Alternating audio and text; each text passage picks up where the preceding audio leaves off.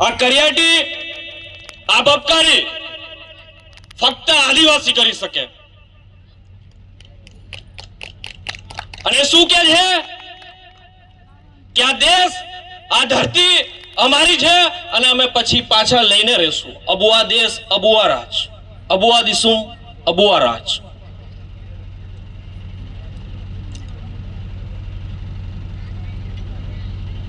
થોડાક બે દાખલાઓ તમને આપું, એના પછી મારી વાત શરૂ કરવા માંગુ છું. આ દેશના મૂળ માલિકો એટલે કે આદિવાસીઓ, જેને અત્યારે આપણે માલિક કહીએ છીએ, પણ એ માલિક અત્યારે મજૂર બની ગયેલો છે. અને આવું ને આવું ચલાવતા રહેશું, ચાલતું રહેશે તો એ આદિવાસી માલિક મજૂર તો થઈ ગયેલો છે, પણ ભિખારી પણ થઈ જશે. એવી હાલની પરિસ્થિતિ આપણને જોવાઈ રહી છે. સાહેબે હમણાં બહુ જોરદાર વાતો કરી ઇતિહાસની, આફ્રિકાની ને નર્મદાની, કે માનવ ઇતિહાસ ક્યાંથી શરૂ થયો અને ક્યાં ક્યાં સ્થળાંતર કરતા જઈને પહોંચ્યા. એ અનુસંધાનમાં વાત કરીએ તો જે ધરતી પર પહેલો જે માણસ વસતો આવ્યો, સદીઓ સુધી જ્યાં રહ્યો, વસ્યો અને પોતાનું જીવન ગુજરાન ચલાવતો આવ્યો, તે વ્યક્તિ ત્યાંનો આદિવાસી છે, ત્યાંનો મૂળ બીજ છે. અને સમયાંતરે એ ધરતી પર બીજા કોઈ ફરતા ફરતા આવી જાય છે, સ્થળાંતર કરતા જઈને, અને એવા લોકો હાવી થઈ જાય છે. અને જે મૂળ માલિકો છે, જે મૂળ આદિવાસીઓ છે, એનું અસ્તિત્વ ખતમ કરી નાખે છે, એને ખલાસ કરી નાખે છે. એટલે સામાજિક રીતે, આર્થિક રીતે, રાજકીય રીતે, સંખ્યાની દ્રષ્ટિએ ખતમ કરી દેવામાં આવે છે. ઉત્તર અમેરિકામાં યુરોપના લોકો પહોંચ્યા અને ત્યાં પહેલા રેડ ઇન્ડિયન રહેતા હતા, ત્યાંના મૂળ નિવાસીઓ. અને આ યુરોપમાંથી ગયેલી પબ્લિક ઉત્તર અમેરિકાના જે રેડ ઇન્ડિયન રહે છે તેના મૂળ આદિવાસીઓની વસ્તી ખલાસ કરી નાખી. અત્યારે ફક્ત 1-1.5% જેટલી ત્યાં આદિવાસીઓની વસ્તી છે. એવું ને એવું એ યુરોપમાંથી ગયેલી પબ્લિક ઓસ્ટ્રેલિયા જાય છે, ત્યાં પણ તેના મૂળ નિવાસીઓ રહેતા હતા અને એમની પણ વસ્તી ખલાસ કરી નાખી. આજે થોડા ઘણા ગણ્યા ગાંઠ્યા ત્યાં લોકો મૂળ નિવાસીઓ ત્યાં તમને જોવા મળે છે. એવું ને એવું આફ્રિકામાં, દક્ષિણ આફ્રિકામાં થયું. આ અલગ અલગ પ્રજાતિઓ અલગ અલગ વિસ્તારમાં જાય છે અને મૂળ નિવાસીઓને ખલાસ કરી નાખવાનું, ખતમ કરી નાખવાનું કાર્ય કરે છે. આ દુનિયાના દાખલા લગભગ 700-800 વર્ષ આગળની વાત કરી રહ્યા છે આપણે. પરંતુ આ ભારતનો ઉપમહાખંડ, જ્યાં લગભગ 7,000-10,000 વર્ષથી આ ધરતી પર લોકો સ્થળાંતર કરતા કરતા કરતા કરતા આવી રહ્યા છે. આપણે પાઠ્યપુસ્તકોમાં જોઈએ છીએ કે ભાઈ ભારત એ વિવિધતા વાળો દેશ છે, એટલે આપણે વિવિધતામાં એકતા રાખવાની છે. તો આ વિવિધતા આવી ક્યાંથી? આ મૂળ પ્રશ્ન આપણને થવો જોઈએ. દુનિયાના કોઈ પણ દેશમાં આટલી બધી વિવિધતા નથી જેટલી ભારતમાં વિવિધતા છે. પણ આ વિવિધતા આવી ક્યાંથી? આટલા બધા અલગ અલગ ધર્મો, અલગ અલગ સંપ્રદાયો, અલગ અલગ રીતિ રિવાજો, અલગ અલગ ખાનપાન, પહેરવેશ, ભાષા બોલી આવી ક્યાંથી? આ સંકર બિયારણ થયું કઈ રીતે આ ભારત દેશની ધરતી પર? આજથી 10,000-7,000 વર્ષથી અલગ અલગ વિસ્તારોમાંથી આ ધરતી પર લોકો આવી રહ્યા છે અને વસી ગયા છે. કારણ કે દુનિયામાં કોઈ એવી જગ્યા નથી જેવો અહીંયાનું ફળદ્રુપ જમીન હોય, અહીંની નદીઓ હોય, અહીંનું વાતાવરણ હોય. એટલે જેટલા પણ અમારે ત્યાં દાહોદમાં પરુણા, એવું કે પરુણા એટલે કે મહેમાન, અને આપણો આદિવાસીઓ પહેલેથી લોકોને શરણ આપવાનું કે ભાઈ કોઈ આપણી મદદ માંગે તો આપણે એને મદદ આપીએ. અને એવી રીતે બહારથી આવેલા લોકો આપણા પર અહીંયા ઘર કરી ગયા. સકા, હુણા, આર્યો આયા, મુગલો આયા, પોર્ટુગીઝ આયા, અંગ્રેજો આયા, ડચ આયા, કેટલી કેટલી કેટલી પ્રજાતિ આપણા દેશમાં આવી. આપણે આપણો ધર્મ ભૂલી ગયા, આપણે આપણી સંસ્કૃતિ ભૂલી ગયા, આપણી પ્રકૃતિ પૂજા અને આપણા ખત્રી પૂજા, આપણા પૂર્વજોની જે પૂજા કરતા હતા એ મૂળભૂત આપણી વ્યવસ્થા ભૂલી ગયા અને અપનાવી લીધું આ લોકોનું જે બહારથી આ.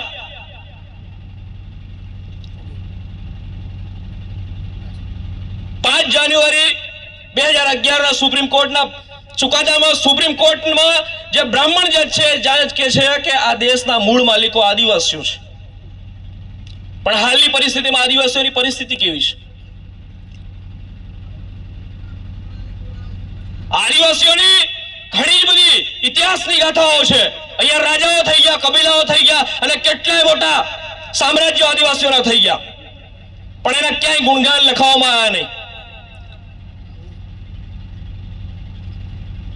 એવા ને એવા આઝાદી અપાવવા માટે આપણા પૂર્વજોએ ઘણા જ બલિદાન આપ્યા. એ પણ સરકારોએ, ઇતિહાસકારોએ ક્યાંય નોંધ નહીં લીધી. જલિયાંવાલા બાગનું હત્યાકાંડ 300 માણસો શહીદ થાય છે અને આખી દુનિયામાં ગૂંજ ગવાય છે, પાઠ્યપુસ્તકોમાં ભણાવાય છે, ઇતિહાસ લખાય છે. માનગઢની ટેકરીઓમાં ભીલ આદિવાસીઓ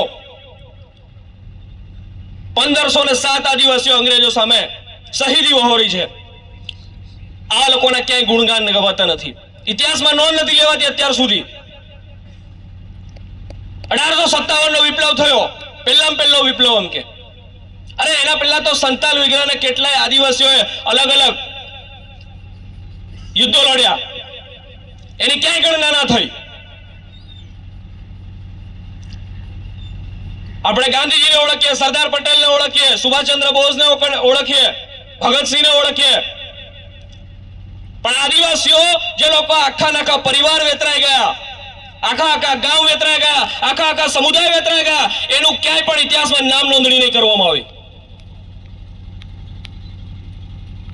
થોડાક વર્ષોથી આપણે જાણીએ છીએ કે કોણ છે બિરસા મુંડા, કોણ છે ટાટિયા મામા ભીલ, કોણ છે જયપાલસિંહ મુંડા, કોણ છે ફૂલો અને જાનો. ધીમે ધીમે હવે ખબર પડે છે. મૂળ વસ્તુ એ છે કે આપણે આપણી જાતને ઓળખીએ, આપણે પોતાને ઓળખીએ, આપણો ઇતિહાસ જાણીએ, ત્યારે આપણે આ જમીન પર, આ ધરતી પર ટકી રહીશું. અલગ અલગ સંપ્રદાયોમાં જોડાવાનો આપણને બહુ શોખ છે. અત્યારે નવો કાયદો લાવ્યા છે એના માટે, યુસીસી, યુનિફોર્મ સિવિલ કોડ, સમાન નાગરિક સંહિતા. મૂળ વસ્તુ એ છે કે આદિવાસીઓને કોઈ પણ કાયદો લાગુ પડતો નથી, તે છતાં પણ આપણા મોકલેલા પ્રતિનિધિત્વ, કોના મોકલેલા? આપણા મોકલેલા પ્રતિનિધિત્વને ઘણી બધી ચૂલ છે કે આદિવાસીઓને પણ યુસીસી માં સમાવેશ કરો. શું આપણા મોકલેલા ધારાસભ્ય અને સાંસદ લોકોને એ ખબર નથી કે આદિવાસીઓને યુસીસી માં એના સમાવેશ કરવામાં આવશે તો આદિવાસીઓના હક અધિકારો છીનવાઈ જશે?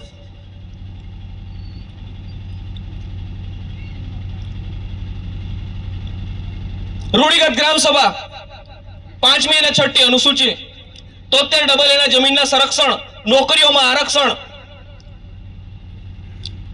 અભ્યાસમાં રિઝર્વેશન ની સીટો, રાજકારણમાં એવા કેટલાય અલગ અલગ પ્રકારના આપણને હક અધિકારો મળેલા છે. એ આપણા મૂળ નિવાસી હોવાના અને આપણી સંસ્કૃતિના આધાર પર મળેલા છે. હમણાં બેને એફિનિટી ટેસ્ટની બહુ સરસ વાત કરી કે જ્યાં સુધી આપણી સંસ્કૃતિ બચી રહેશે, જ્યાં સુધી આપણી ભાષા, બોલી, પરંપરા, રૂઢી, પરંપરાઓ, આ બધું જન્મના, લગ્નના, મરણના, પૂજા વિધિના, આ પૂરી પદ્ધતિ આપણા સુધી જ્યાં સુધી રહેશે ત્યાં સુધી આપણા હક અધિકારો રહેશે. અને આ યુસીસી નો કાયદો જો આદિવાસીઓને સમાવેશ કરી લેશે તો આદિવાસીઓના હક અધિકારો છીનવાઈ જશે. ઉત્તરાખંડ સરકાર અને ગુજરાત સરકારે પોતે એમ કીધું છે કે આદિવાસીઓને યુસીસી ના કાયદાથી મુક્ત રાખવાના છે, એમને સમાવેશ કરવાનો નથી. તે છતાં પણ આદિવાસીઓના ચૂંટાયેલા પ્રતિનિધિત્વોને અંદર ખાને એમ કે છે કે ભાઈ આદિવાસીઓનો પણ આમાં સમાવેશ કરો.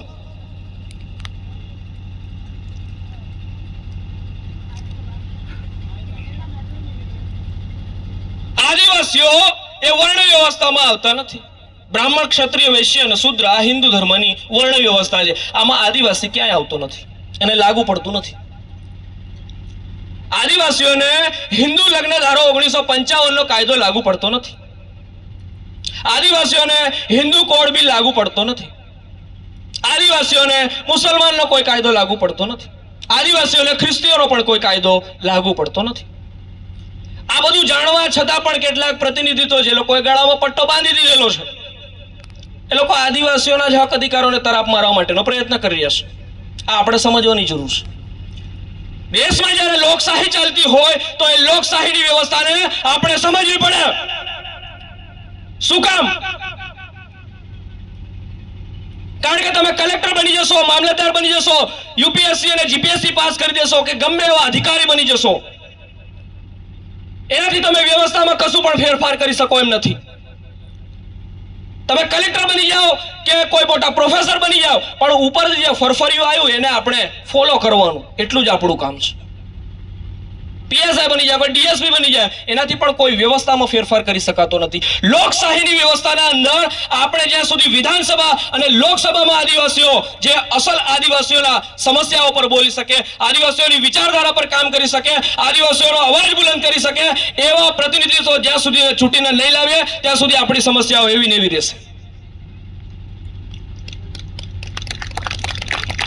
એ ફક્ત વિધાનસભા માટે નહીં, લોકસભા માટે નહીં, પણ આપણા ગામનો જે સરપંચ છે એને પણ આપણે સાચો, શિક્ષિત, યુવાન, ભણેલો ગણેલો ચૂંટીને લાવશું. તે દિવસે અહીંયા સંખ્યા દેખાશે.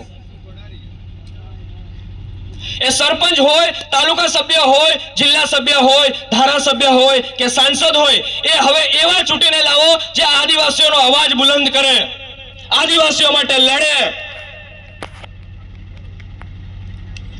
અનંત પટેલ રાત દિવસ આપણા માટે અવાજ ઉઠાવે છે. ચેતર વસાવા રાત દિવસ આપણા માટે અવાજ ઉઠાવે છે. છોટુભાઈ વસાવા અત્યારે રાજસ્થાનમાં 4 ધારાસભ્ય ચૂંટીને લાયા લોકો. રાજકુમાર રોત આ બાજુથી, કમલેશ્વર ડોડિયાર આવા ધારાસભ્ય ચૂંટીને લાવે, આવા સરપંચ, આવા તાલુકા સભ્ય ચૂંટીને લાવે. તે દિવસે આપણે ત્યાં રોડ, પાણી, વીજળી, શિક્ષણ, સ્વાસ્થ્યની, રોજગારીની, કુપોષણની આ બધી સમસ્યાઓના સમાધાન થશે. પણ આપણે શું કરી રહ્યા છે? આ લોકશાહીની વ્યવસ્થામાં જ્યારે વોટ આપવાનો આવે ત્યારે આપણે 50 રૂપિયાની પોટલી કોઈ આપી દીધી, કોઈએ સાડી આપી દીધી, કોઈએ ચવાણું આપી દીધું, કોઈ તેલ આપી ગયો, એને આપણે વોટ આપવા જઈએ કે ભાઈ મને તો 50 રૂપિયાનું પીવાની પોટલી આપી ગયો એટલે હું એને વોટ આપે. એવું પણ એ 50 રૂપિયાની પોટલીમાં આપણે ખરીદાઈ જશું તો આવનાર 5 વર્ષ આપણા બાળકોનું શોષણ કરશે. એ શોષણ કરશે કારણ કે પૈસા 10 લાખ 20 લાખ રૂપિયા કે 50 લાખ રૂપિયા ખર્ચા હશે, એ આપણા છોકરાઓ પાસેથી ને આપણા પાસેથી વસૂલશે.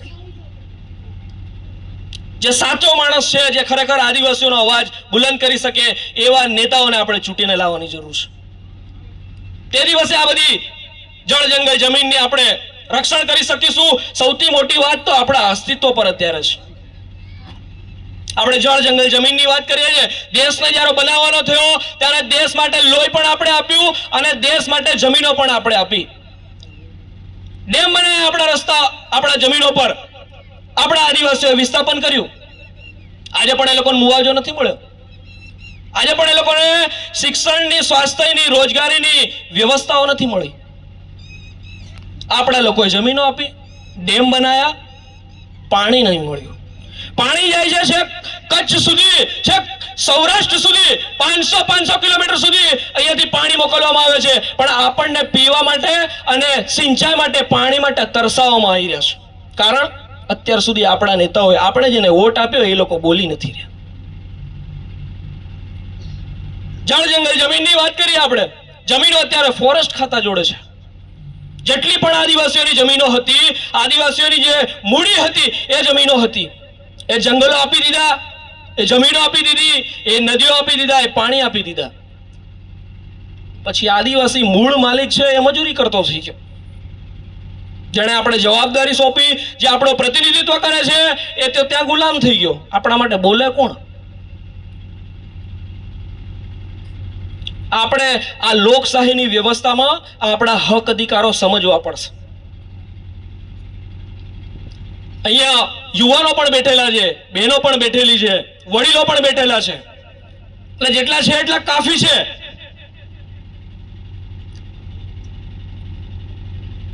વિચાર એક મગજમાંથી ઉત્પન્ન થાય છે, એને ટોળાની જરૂર નથી પડતી.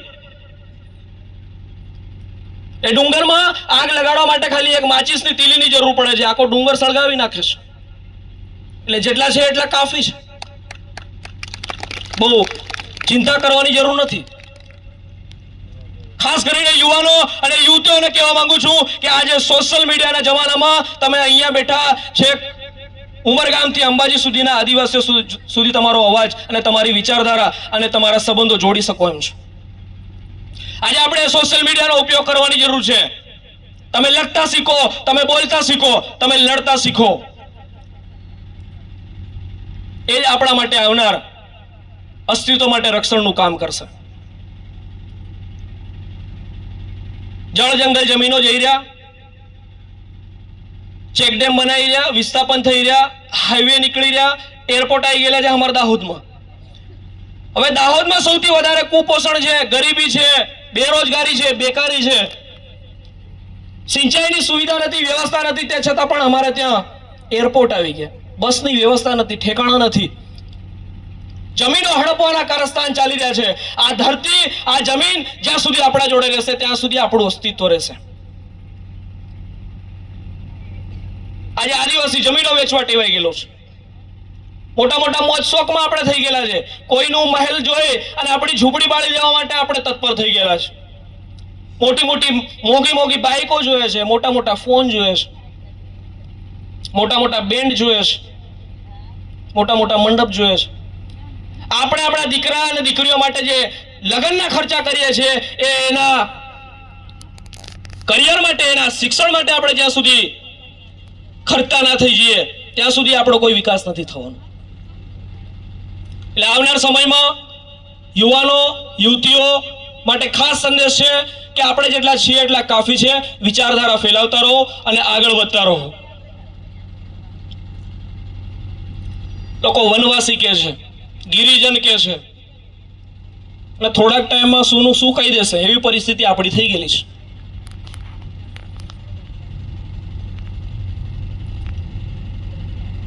અહીંયા દાહોદથી અમને બોલાયા, સાંભળ્યા અને સમય આપ્યો એ માટે આપ સર્વેનો, આયોજકોનો ખૂબ ખૂબ આભાર. જય જોહાર, જય આદિવાસી, જય ભીલ પ્રદેશ.